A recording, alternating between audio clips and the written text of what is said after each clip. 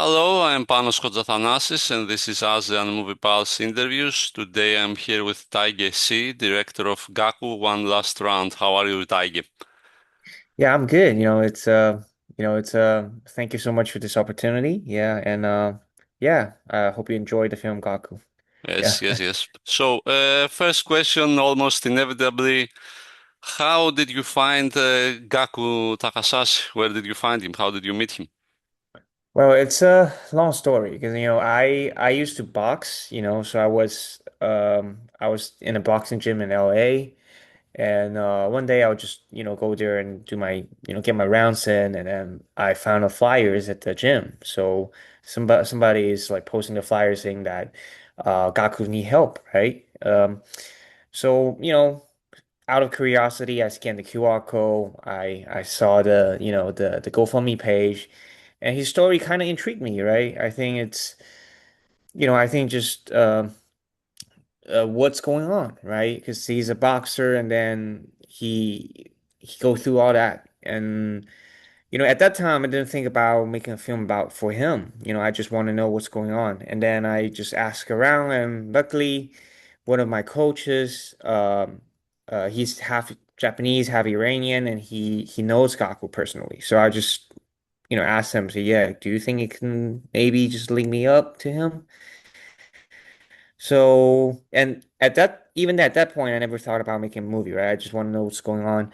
And then, we have our first meeting, we just sit down and talk. And after the first meeting, I think, okay, um, maybe that's something that we can help him. Maybe we can have a film to help him and stuff like that. So in the second meeting, I, tell him that I tell your story, to make a film. So that's when that all started, but that leads to like a 2 years journey, 2 years and a half journey. And yeah, I want to see how this film is gonna lead us to even more. Hmm, hmm. And also, as I was Hello? reading some information about the film, it seems that you are also interested or were inspired by some attacks to Asian American people that happened during the COVID era also. Yep. Yep. So how is that tied to the movie, would you say? Yeah, like being in America during the COVID, it's definitely a very interesting experience, right? Because I actually go down to LA for film school during that time, and everything's closed. Everything's closed. And being a Chinese, I also understand how crazy it is back home too, with all those restriction about COVID and blah blah blah. But then when it actually happens in the United States, I I just don't know how to deal with it, and I think it just for us just like trying to figure out what's going on and how we deal with it, and it does give us a lot of time to just be in the space with yourself and reflects on stuff, reflects on what's going on, reflects on yourself. And I do feel like that experience of, being solidarity during that time helped me not only in the film Gaku, but also in my other um, creating other arts to understand what who I really am and how loneliness and isolation. And I think hanging out with Gaku definitely he has that kind of stuff. Without, the COVID experience, I might not be able to understand what he's going through, right? Because he, being a foreigner who doesn't really speak English, and then, being go through that such a horrible experience for him is quarantine every single day. He's just basically being forced into a little box. And I just want to use this film to, maybe open a door for him, and open a window for him to let him to get regain his voices. And yeah, so definitely, I think you can find a lot of similarity between the experience that I have and what Gaku's doing. Hmm, hmm. And okay, I felt like one of the messages, let's say, of the film is very critical of the whole concept of the American dream. This is how I felt. What is your opinion on the subject? Of course, I mean, especially what happens right now. Because what I personally come to the United States to chase off the dream, the Hollywood facade, right? You Hmm. want to be kind of the great movie maker and stuff like that. But yeah, during the past couple years, it does give me a lot of waking call, because before when I was back in China, I do have higher expectation on what American can offer me, right? And it's just like a utopian. It's like a concept that you never understand. You feel like, oh, once you land in America, once you go to Hollywood, go to LA, all your dream can come true. And they always I was submerged in American culture, American media, entertainment, and then you just feel like, okay, here everything can happen. We get chances, as long as you work hard, uh, you'll be able to achieve something, right? But then especially the past few years, actually past 10 years, because I've been in the States for 10 years, that facade is slowly, slowly and surely fading away. Like I'm lucky enough that I'm still in the film business, right? I'm doing a lot of commercial and stuff, but it does give me a lot of waking call that it's not what it seems like. And I think that's what also drew me into Gaku's story, because I think he gave up his home, he gave up his family, come to the United States without anybody just to chase off the dream, the same kind of dream that I have, that to become something, right? To become, for in his case, to become a world champion. And but in reality, the system doesn't play the it's not in our favor. So I don't want to be like super critical about stuff, right? But it is just the reality that the American dream it's not that it's not as it seems to be. And I think, for Americans and for us, sometimes we have to really look inward to see whether still chasing off that facade, chasing off that so-called American dream is worth it. Hmm. So definitely, yeah, Hmm. definitely it's one of the reasons that I made this film. Hmm. And are you still in contact with him? You still communicate? Yeah, yeah, yeah. How is he now? Yeah, yeah, yeah. But he's in Japan right now. But I haven't sent him the finished film. Hmm. I just sent him the picture lock film a couple months ago. He reached out to me last summer. He didn't to even told me in the beginning that he's going back to Japan. He just like asked me what's going on and asked me how's the film, and I sent him the picture lock things, and then we have like one or two email conversation, and then he told me that he's back in Japan. So it's a bittersweet ending, because it's like at the end he was forced to go back to Japan.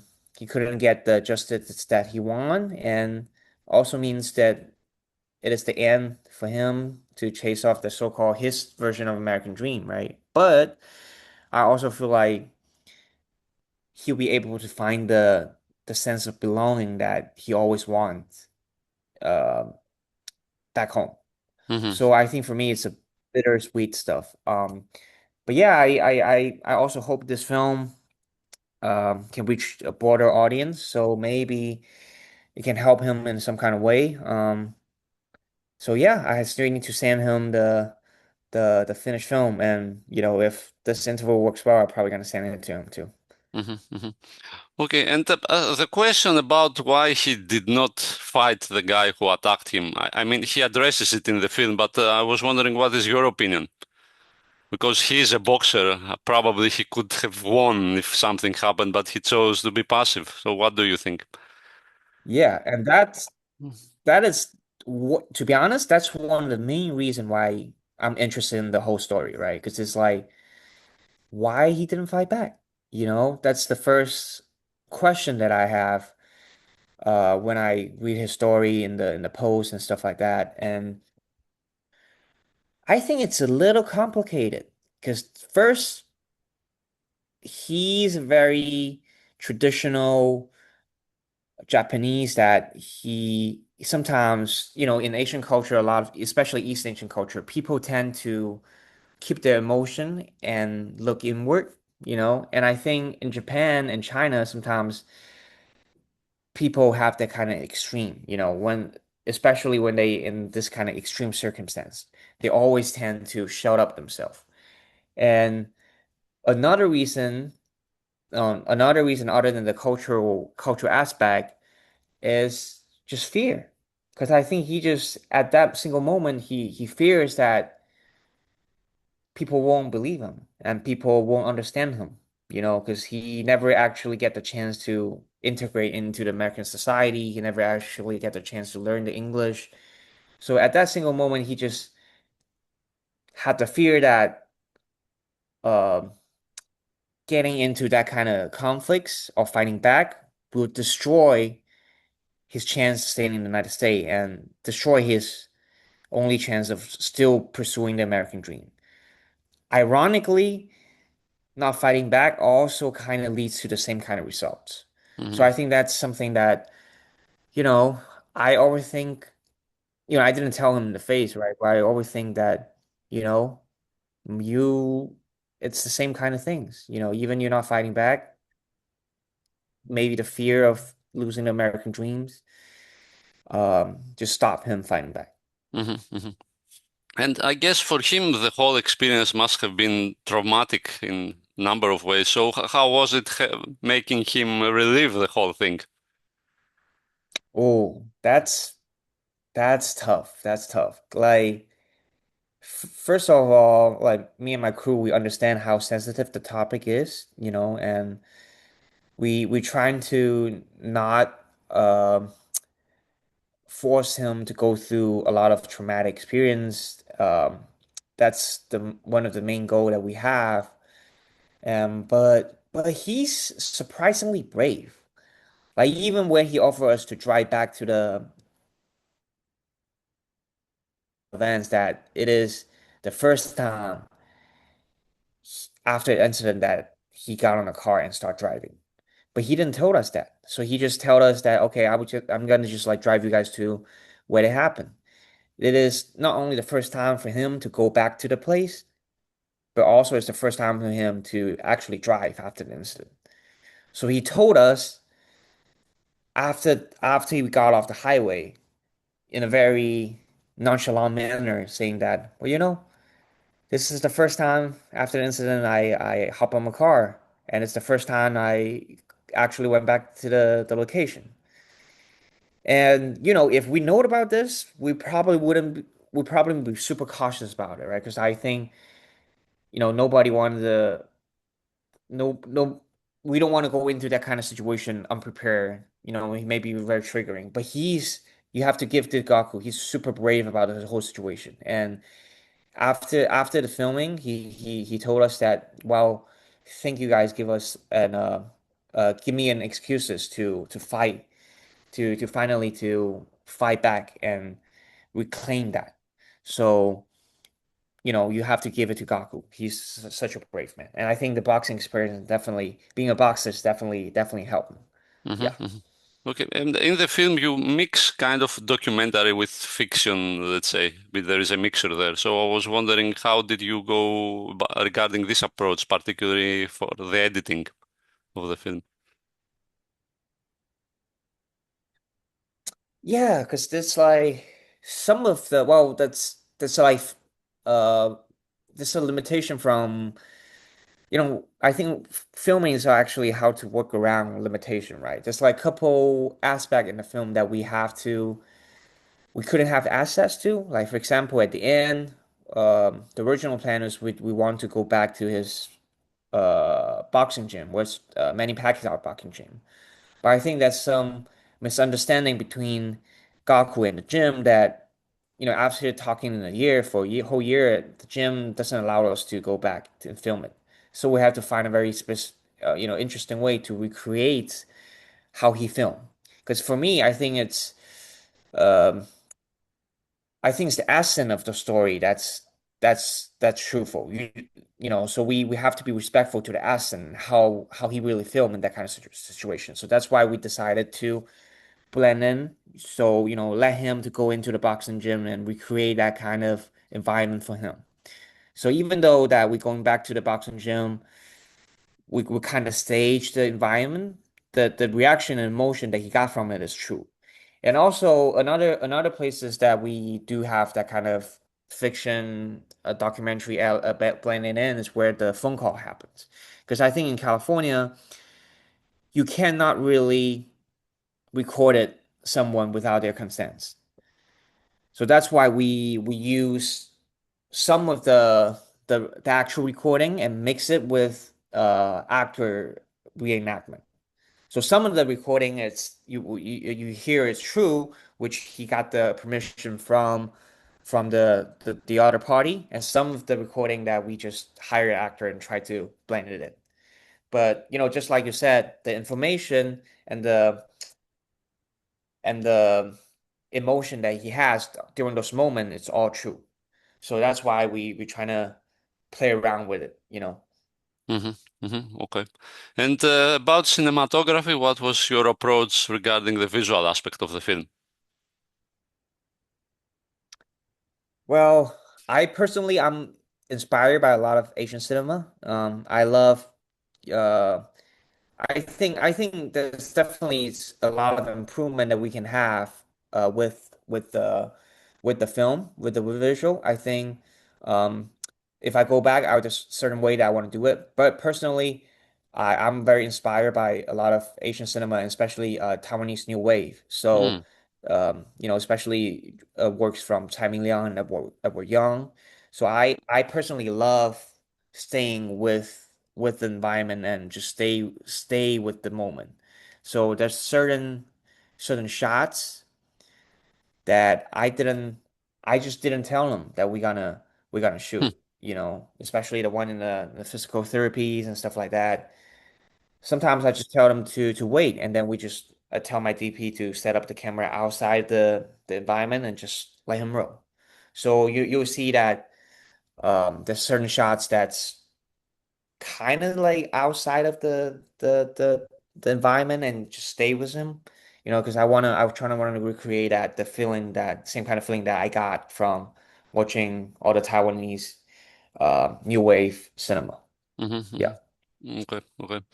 And in general, how is it working in the US as a Chinese right now? Are you Well, happy? it's Are you definitely happy, tough because or every are you? single day you I wake don't up, you got it's tough. It's tough, right? Because every single day there's a lot of uncertainty going on. Um, every single day wake up, the whole world is changing. You always got like crazy news. Something happened, like executive order, some war broke out, right? Um, yeah, there's always a sense of uncertainty that happens that lives with me, especially in this time. So I think, sometimes I just think about Gaku too. Maybe he's living with the same kind of uncertainty when he's here, and I guess sometimes you just have to stop worrying, and just keep your head down and just do what you really want and just focus on what's going on. Because there's a lot of things that happen and a lot of noises that's going on around the world. And if you pay attention to every single aspect of it, you wouldn't get anything done. So yeah, I'm definitely a little worried, a little uncertain about the future. But I'm also happy to just focus on what's going on, you hmm know? hmm hmm And last question, I guess, future projects. Are you working on anything new? Yeah, I'm right now I'm working on writing a feature narrative. Um and then I'm writing a proof of concept of that feature narrative. It's actually about um an Asian man who lives in American society, and um he slowly transformed into a monster. So it's like a body horror plus I want to pay homage to Japanese tokusatsu film. You Hmm. know, it's like Godzilla, you know, that kind of thing. So I want to combine those two elements um, and also discuss how American society twisted the Asian diaspora. You know, how this so-called Asian society, American society, have impacts on not only Asian, but every single one, every single person in it. And I'm gonna discuss, you know, some and also the gender issues and stuff like that. And I'm trying to objectify those high concept into a body horror. Yeah. Hmm. Hmm. Okay. Well, I guess that's it. Thank you very much for your time. Yeah, thank you so much, panels. Yeah, and thank you for waking up so early to do this interview. Okay. Okay. All right. Well,